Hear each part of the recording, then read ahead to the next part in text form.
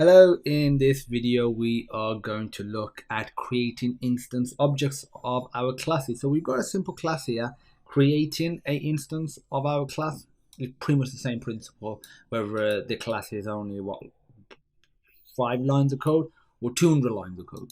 So it doesn't matter how complex it is. So you make sure the indentation is correct. To create an instance of the class, you just specify a name for your object, aka your variable. So let's call this car1 and set it equal to, you set it equal to the class name, open close bracket, and that is it. So if I do car2,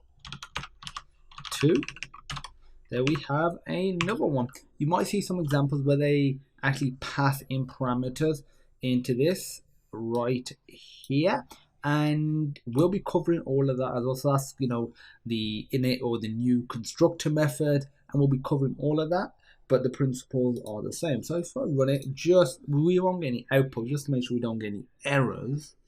No errors, that's fine. In the next video, we are actually going to cover accessing attributes. So stay tuned, and I'll look forward to seeing you in that video.